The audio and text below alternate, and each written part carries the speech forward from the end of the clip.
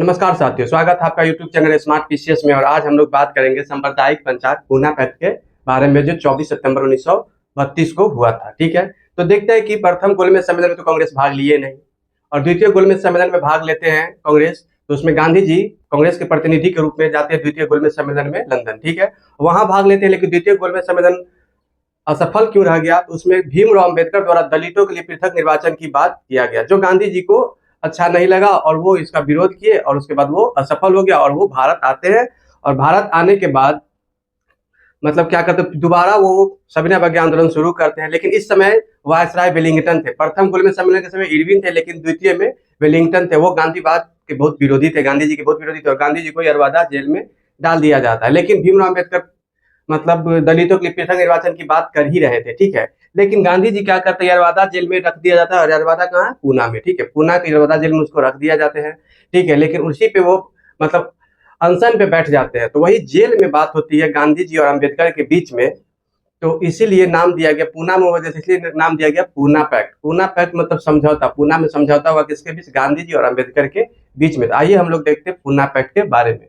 तो देखते हैं 16 अगस्त 1932 में रैमजे मैकडॉनल्ड, यह ब्रिटिश पीएम थे, रैमजे मैकडॉनल्ड ने अपनी सांप्रदायिक अधिनिर्णय की घोषणा की, जिसे सांप्रदायिक पंचायत कम्युनल अवार्ड कहा गया। सांप्रदायिक पंचायत को कम्युनल अवार्ड कहा गया, इसे आप लोग मिस मत कीजिएगा। ठीक है, इसके अंतर्गत प्रत्येक अल्पसंख्यकों को विधानमंडल में कुछ सीटें सुनिश्चित कर दी गई, जिसका चुनाव पृथक निर्वाचन द्वारा किया जाना था। मतलब प्रत्येक अल्पसंख्यकों का क्या किया, कुछ सीटें मतलब सुनिश्चित कर दी गई, और उसका चुनाव पृथक निर्वाचन के तहत किया जाना था, पृथक निर्वाचन द्वारा किया जाना था।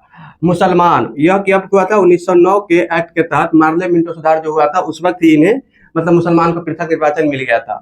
और सिख पहले से ही मतलब ये 1919 के एक्ट के तहत अलग हो गए थे। भारत शासन अधिनियम 1919 हुआ था, उसमें इसको पृथक निर्वाचन मिल गया था। व्यापारी लोग, इस सबको मिल गया था 1919 में। ठीक है, अल्पसंख्यक में थे ही। अब दलित को भी मतलब पृथक निर्वाचन मिल गया और हिंदू से अलग कर दिया गया था। मतलब अब 1932 में क्या चल रहा था कि दलित को भी अलग कर दिया जाए। ठीक है, तो वो कर दिया गया कम्युनल अवार्ड में, इसे रैमजे मैकडॉनल्ड कर दिए थे अलग। ठीक है, लेकिन गांधी जी इसी पे अनशन करते हैं।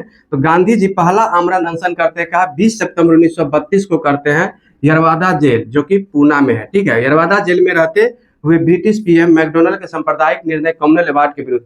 तो कम्युनल अवार्ड यही जो घोषणा किया गया था, दलितों को भी हिंदू से अलग किया था, इसी के विरुद्ध में गांधी जी ने, यानी कि कम्युनल अवार्ड सांप्रदायिक निर्णय के विरुद्ध गांधी जी ने आमरण अनशन किया था। कहाँ?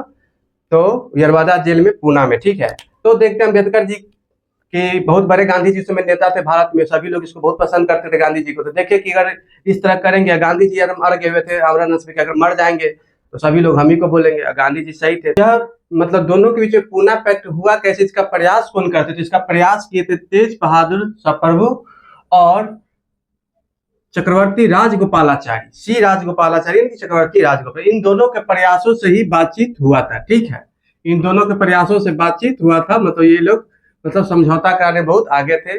जैसे कि वहां पे भी देखते हैं तेज बहादुर सप्रभु थे गांधी इरविन पैक्ट के समय भी। ठीक है, और एक एम.आर. जयकर थे। ठीक है, लेकिन तेज बहादुर सप्रभु दोनों में है। ठीक है, उसके बाद देखते हैं कि पूना पैक्ट पर हस्ताक्षर कौन किए? हस्ताक्षर की दलित वर्ग से भीमराव अम्बेडकर किए थे, हिंदू वर्ग से किए थे मदन मोहन मालवीय। ठीक है, तो आप लोग महात्मा गांधी मत मार दीजिएगा कि कौन किए थे पूना पैक्ट पे मतलब हस्ताक्षर किए थे। दलित वर्ग से भीमराव अम्बेडकर और हिंदू वर्ग से मदन मोहन मालवीय, गांधी जी की तरफ से मतलब मदन मोहन मालवीय किए थे। ये नहीं कि गांधी जी ही मार दीजिएगा, गलत हो जाएगा। मदन मोहन मालवीय और भीमराव अम्बेडकर। ठीक है, उसके बाद देखते हैं कि समझौता क्या क्या हुआ। ठीक है, तो पृथक निर्वाचन की मांग वापस किया जाए, मतलब दलित को जो पृथक निर्वाचन की मांग थी उसे वापस किया जाए। ठीक है, ये बात हुआ। उसका प्रांतीय विधानमंडलों में दलितों के लिए सुरक्षित सीट की संख्या की, मतलब अम्बेडकर जी बोले अगर मांग हम वापस, तो फिर दलित के लिए क्या किया? तो गांधी जी बोले कि प्रांतीय विधानमंडल में दलितों के लिए सुरक्षित सीट, मतलब सुरक्षित सीट कर दिया जाएगा। जो पहले 71 थी, पूना पैक्ट के बाद सीधे 148 कर दिया गया। ठीक है, इसे ध्यान, 71 से 148 कर दिया गया। ठीक है, उसके बाद देखते हैं कि केंद्रीय विधानमंडलों में सामान्य वर्ग में से 18% सीटें दलित वर्ग के लिए मतलब आरक्षित कर दिया गया था। ठीक है, मतलब रिजर्व 18% केंद्रीय में कितना? 18, और प्रांतीय विधानमंडल में 71 की जगह 148 कर दिया गया। ठीक है, सरकारी नौकरी में आरक्षण की बात किया गया। उसके बाद प्रांतों में जो शिक्षा बजट होगा उसमें से कुछ पैसा मतलब सुनिश्चित कीजिए अनुसूचित जनजातियों के लिए ही खर्च किया जाए, ठीक है। तो बजट में सिर्फ अनुसूचित जाति पे ही पैसा खर्च किया जाए, इस पे बात हुआ था किसमें, तो समझौता में, पूना पैक्ट में, ठीक है। तो आप लोग इस डेट को जरूर याद रखिएगा, 24 सितंबर 1932 को पूना पैक्ट हुआ था। जब ये पैक्ट हुआ तो चक्रवर्ती राजगोपालाचारी ने भीमराव अम्बेडकर से अपना कलम बदल लिए थे, ठीक है। तो इसे जरूर ध्यान रखिएगा कि कौन, पूछा जाता है पीटी में क्वेश्चन कि कौन भीमराव अम्बेडकर से अपना कलम बदल लिए थे पूना पैक्ट के बाद, तो श्री चक्रवर्ती राजगोपालाचारी, ठीक है। और उसके बाद भीमराव अम्बेडकर को बोले थे गांधी जी कि आप जन्म से अगर दलित है तो हम अपने आप को दलित मानते हैं, ठीक है। उसके बाद देखते हैं कि गांधी जी का रुचि मतलब सविनय अवज्ञा आंदोलन में कम हो जाता है। मतलब पूना पैक्ट के बाद गांधी जी का रुचि सविनय अवज्ञा आंदोलन में कम हो जाता है और अस्पृश्यता विरोधी आंदोलन में रुचि बढ़ाते हैं, ठीक है। मतलब जो भी छुआछूत का जो भी उस समय जो भेदभाव था उसको मतलब कम करने के लिए अस्पृश्यता विरोधी आंदोलन गांधी जी चलाए, ठीक है। तो देखते हैं अखिल भारतीय अस्पृश्यता लीग की स्थापना करते हैं Gandhi ji. All India anti untouchability league की स्थापना गांधी जी करते हैं, ठीक है। यह सब 1932 में कर रहे हैं, ठीक है।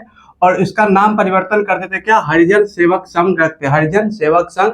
और जिसके पहले अध्यक्ष थे घनश्याम दास बिरला, यानी कि जीडी बिरला, शॉर्ट फॉर्म में कहीं कहीं जीडी बिरला भी रहेगा, ठीक है। तो मिस्टेक मत करिए, घनश्याम दास बिरला, ठीक है। तो इसे जरूर ध्यान रखिएगा क्योंकि इससे क्वेश्चन पूछा था। पहले अध्यक्ष कौन थे, घनश्याम दास बिरला। स्थापना कौन किए थे, महात्मा गांधी। नाम परिवर्तन करके क्या किया गया, हरिजन सेवक संघ। उसके बाद हम लोग देख लेते हैं भीमराव अम्बेडकर के बारे में कुछ तथ्य, ठीक है। तो देखते हैं 1920 में भीमराव अम्बेडकर भी करते all India depressed class federation की स्थापना करते कब, 1920 में।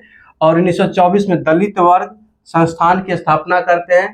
और 1927 में बहिष्कृत भारत मराठी पक्षी की प्रकाशन प्रारंभ करते हैं, इसे भी ध्यान रखिएगा। और भीमराव अम्बेडकर ने गांधी जी को एक वार्ता में कहा था गांधी जी से कि इतिहास बताता है कि महात्मा गांधी क्षणिक भूत की भांति धूल उठाते हैं, किसी का अस्तर नहीं, मतलब लेकिन अस्तर नहीं, ठीक है। ये बोले थे कौन, भीमराव अम्बेडकर। इतिहास बताता है कि महात्मा गांधी क्षणिक भूत की भांति धूल उठाते हैं लेकिन अस्तर नहीं, इसे ध्यान रखिएगा। ये कथन भीमराव अम्बेडकर बोले थे, किसको, गांधी जी को बोले थे एक मुलाकात में। तो इसे ध्यान रखिएगा, पीटी में हो सकता है तो पूछा जा सकता है। तो देखते हैं कि गोलमेज सम्मेलन और पूना पैक्ट के बाद भारत शासन अधिनियम 1935 आता है। तो उसमें इस सब बातों को ध्यान में रखते हुए भारत शासन अधिनियम 1935 बनाया जाता है, जो कि हमारे संविधान का बहुत बड़ा स्रोत है, जो वर्तमान में संविधान है उसका, ठीक है। तो हम लोग मिलते हैं नेक्स्ट क्लास में, ठीक है। तब तक के लिए धन्यवाद।